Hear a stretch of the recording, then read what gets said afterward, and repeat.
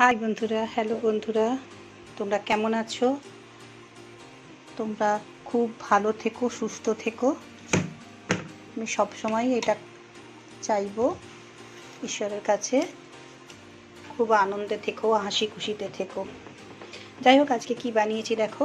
প্রথমেই দেখিয়ে দিচ্ছি, কালকের না একটু কুমড়ো ছিঁচকি রয়ে গেছিলো, সেইটা আছে।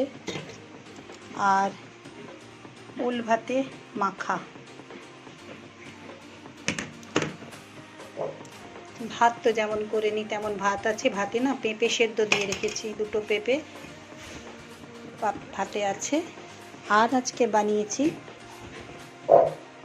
পেঁপে আলু ডিম দিয়ে একটা তরকারি। এটা কিভাবে বানিয়েছি দেখো। আজকে এভাবে কোনোদিন বানাইনি, জানো তো।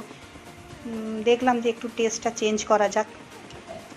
আজকে ডিমগুলো ভাজিও নি, সেদ্ধ ডিমই ঝোলে দিয়ে দিয়েছি। এই আলু আর পেঁপেটা একটু মাংসের মতো ম্যারিনেট করে রেখেছিলাম মশলা টশলা দিয়ে। অল্প মশলাই দিয়েছি, যেমন মাংস ম্যারিনেট করে রাখে সেরকম ম্যারিনেট করে রেখেছিলাম।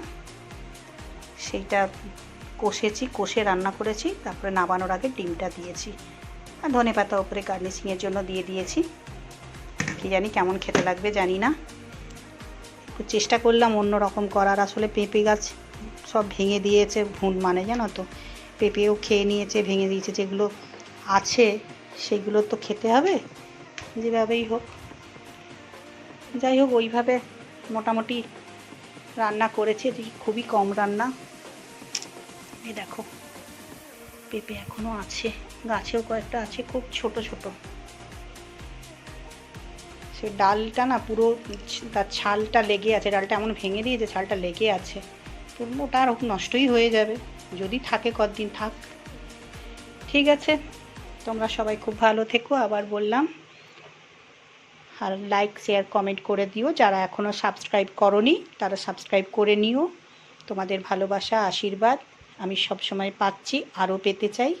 তবে আমি অনেক দূর এগোতে পারবো তোমাদের হাত ধরে।